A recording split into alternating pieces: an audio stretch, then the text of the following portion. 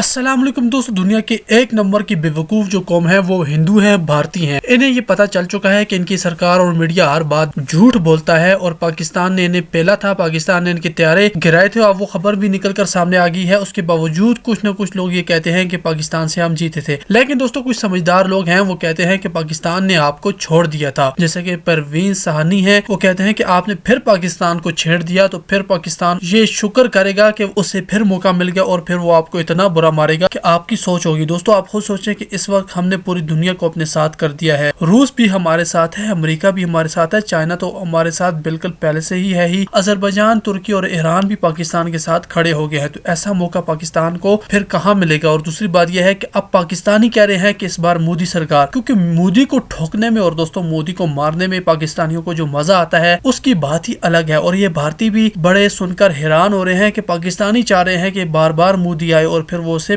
पिलते रहे और ठोकते रहे। और दोस्तों आज वो इतना पागल हो गया है कि बॉलीवुड की फिल्मों के वो डायलॉग बोल रहा है और कहते हैं कि रोटी खाओ वरना गोली तो है ही। ये शोले फिल्म का डायलॉग है। मतलब बिल्कुल बेवकूफ और पागलों वाली हरकतें करने पर आगे हैं। दोस्तों आना ही था, क्योंकि पाकिस्तान ने इस कदर ठोका हुआ है कि गहरा जख्म है वो अंदर तक गया हुआ है। दिल्ली से भी हमारे ड्रोन आगे तक गए हैं। मतलब टू ने तो ये कहा जा रहा है कि इंडियन पार्लियामेंट को ऊपर से क्रॉस करके वो आगे जाकर गुड़गांव के करीब एक खेत में गिरा है। और पाकिस्तान किसी को नुकसान वहां पर पहुंचाना नहीं चाहता था, क्योंकि हम चाहते तो दोस्तों गुरुग्राम की सारी इंडस्ट्री को हिट करके भारत की जो $600 बिलियन की एक्सपोर्ट है उस $0 बिलियन पर ले आते। लेकिन पाकिस्तान ने बड़ा ही जबरदस्त अमन का मुजाहरा किया है और इस पर हमारी तारीफ बनती है। दोस्तों आगे भी सुनाता हूँ, मुलाजा करें। जिससे कि विपक्ष जो सरकार पर आरोप लगाना चाहती है, ये सरकार को घेरना चाहती। मैं सबसे पहले उन 3 मुद्दों पर आता हूं जो राहुल गांधी ने कही थी, 3 बातें, और जो अब सिद्ध हो रही हैं। ये पूरे ऑपरेशन सिंदूर या पहलगाम ने जो जिन चीजों को लेकर पूरी की पूरी हुकूमत को एक्सपोज किया है, वो राहुल गांधी ने क्या कही थी और क्या सिद्ध हो रहा है। जी, राहुल गांधी ने 3 बातें कही थी और 3-4 सवाल पूछे थे। तो हम पहले उन बातों पर आते हैं जो राहुल गांधी ने कही थी। राहुल गांधी ने ये कहा था कि चीन और पाकिस्तान को एक नहीं होने देंगे। ये 2022 की बात, मतलब 3-4 साल पहले की बात है, जब राहुल गांधी ने इस बात पर गहरी चिंता व्यक्त की थी कि अगर ये दोनों एक हो गए तो हमारे देश के लिए बहुत बड़े खतरे हैं। आपने देखा ऑपरेशन सिंदूर में, या देश ने देखा किस तरह से पाकिस्तान ने चीनी हथियारों का, विमानों का, प्रक्षेपास्त्रों का उपयोग किया। दूसरा, राहुल गांधी सालों से, लगातार पिछले कुछ सालों से खास करके ये कहते आ रहे हैं कि भारत की जो परंपरागत विदेश नीति है उसमें रूस पर ज्यादा ट्रस्ट किया गया है, टेस्टेड अलाई माना है रूस को। उन्होंने ये कहा कि हमको अमेरिका के बजाय रूस पर ज्यादा भरोसा करना चाहिए। आपने देखा कि हमने अमेरिका पर इतना भरोसा किया हमारे प्रधानमंत्री ने, और रूस का एटीट्यूड इस समय क्या रहा। पूरी की पूरी लड़ाई में या पूरे संघर्ष में हम ये अपेक्षा कर रहे थे कि रूस हमारे साथ खड़ा होगा, नहीं हुआ। तीसरा जो सबसे बड़ा राहुल गांधी ने कहा और जिसको लेकर सरकार की बहुत किरकिरी हो रही है, और जो बिजनेस समिट हुई कॉन्फेडरेशन ऑफ इंडियन इंडस्ट्रीज में, और इसमें जो हमारे एयर चीफ मार्शल हैं उन्होंने जो मुद्दा उठाया वो ये था कि मेक इन इंडिया के नाम पर हम सिर्फ असेंबली करने का काम कर रहे हैं। हमको वास्तव में उत्पादन करके आत्मनिर्भरता हासिल करना पड़ेगी। हम बजाय मैन्युफैक्चरिंग के कंज्यूमर हो रहे हैं। और वो जो उन्होंने अमरप्रीत सिंह जी ने जो कहा था, वो तो यही कहा था कि सेल्फ रिलायंस बहुत जरूरी है, और सेल्फ रिलायंस नहीं होने के कारण ही हिंदुस्तान एरोनॉटिक्स लिमिटेड से जो 2021 में समझौता हुआ था तेजस लाइट एयरक्राफ्ट, लड़ाकू तेजस विमानों का, हमको आपूर्ति नहीं हुई। अब जो हम इस मुद्दे पर आते हैं कि राहुल गांधी सवाल क्या पूछ रहे हैं। जी, ये तो उन्होंने चेताया था। अब वो सवाल पूछ रहे हैं जिसके सवाल के जवाब सरकार नहीं दे रही है, और सरकार आनाकानी कर रही है, और सरकार राहुल गांधी को पाकिस्तान परत या देशद्रोही बताने पर तुली हुई है।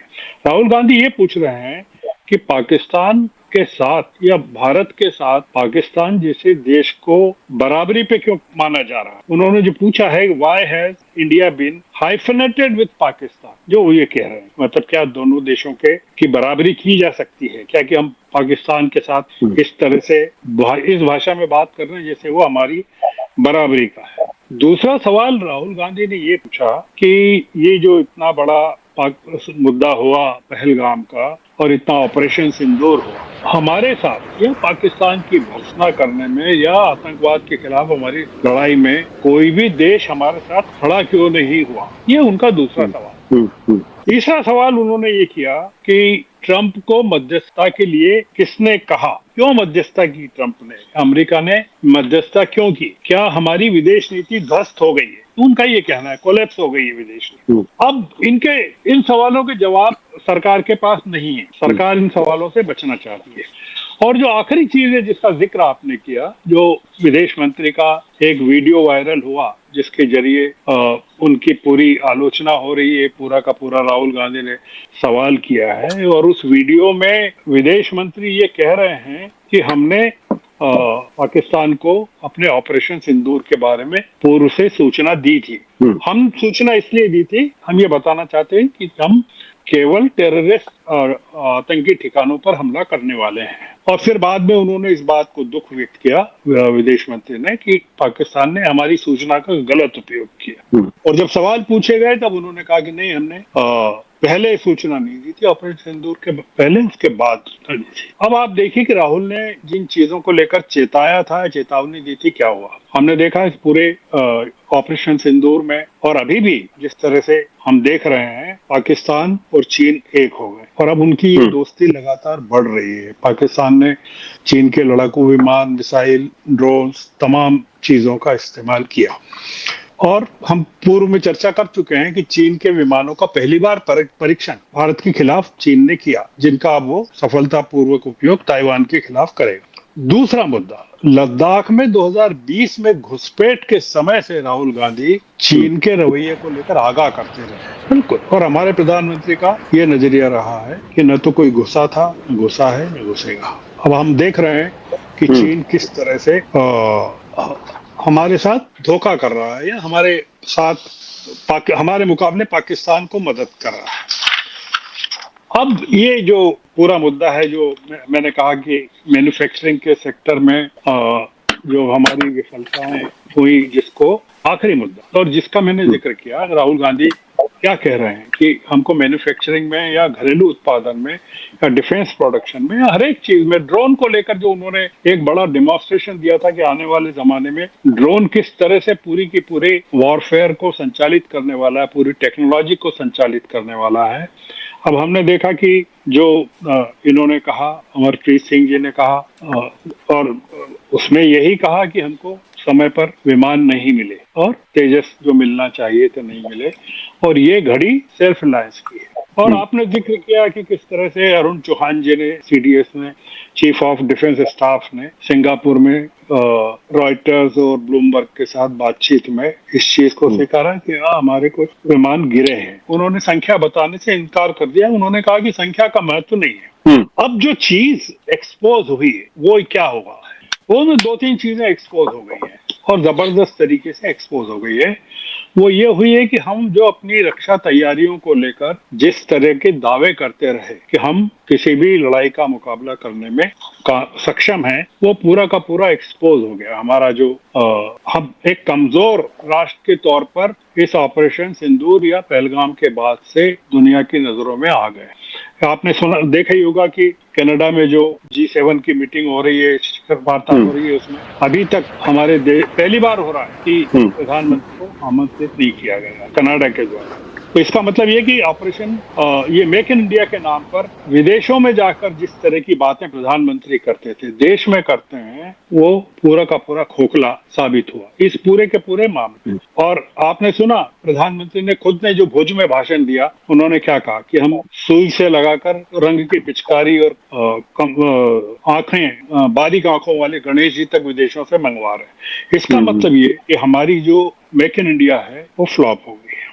उस एक जो सबसे बड़ा कारण है वो ये कि इस पूरे के पूरे मामले में जो एक्सपोज हुआ वो ये हुआ कि हमने डिफेंस की मैन्युफैक्चरिंग में अपने सार्वजनिक क्षेत्र को पूरी की पूरी तरह से बर्बाद कर दिया। मतलब अगर मैं इस चीज में कहूं कि हम इंपोर्ट पर ज्यादा भरोसा करने लगे, और यही कारण रहा कि हम तेजस के निर्माण को बहुत ज्यादा प्राथमिकता नहीं दे पाए। राहुल ने जब कहा तो उनका मजाक उड़ाया गया और चीजें। मैं इस संदर्भ में एक चीज का ध्यान दिलाना चाहता हूं कि 2018 में राहुल गांधी ने HAL के कुछ कर्मचारियों के साथ, पूर्व और वर्किंग कर्मचारियों के साथ एक बैठक की थी।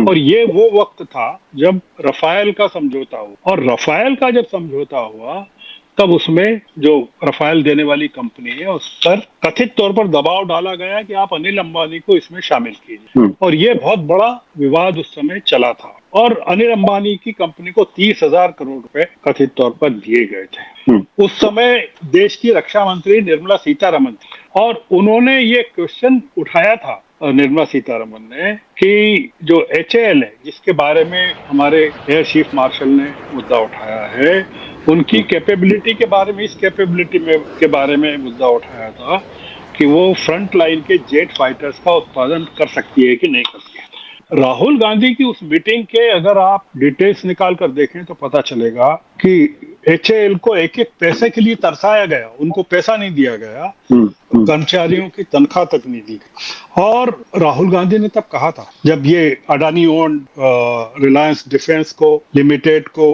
रफाल डील का हिस्सा बनाया गया, तब राहुल गांधी ने कहा था कि HAL का फ्यूचर है, HAL's future is being destroyed, the defense of India is being destroyed, the future of country is being destroyed। अब आप सोचिए कि ये जो बात है ये 2019 की बात है कि HAL को लेकर जिन चीजों की हम बात कर रहे हैं, विमानों की जो बात कर रहे हैं, लाइट एयरक्राफ्ट, जो तेजस फाइटर्स विमानों की जो बात कर रहे हैं, उसके प्रोडक्शन की बात कर रहे हैं, ये जो सरकार है इस समय कटघरे में खड़ी हुई है पूरी तरह से कि अब अगर पार्लियामेंट होगी, राहुल गांधी HAL को लेकर, लड़ाकू विमानों को लेकर, तेजस के उत्पादनों को लेकर उन्होंने जो मुद्दे उठाए थे उस पर बात करने वाले हैं कि आपको निर्मला सीतारमण उस समय डिफेंस मिनिस्टर पर वित्त मंत्री हैं, तो उनको जवाब देना पड़ेगा कि आप बताएं। हम अंतिम बात ये कहना चाहते हैं आशुतोष जी कि जो मुद्दे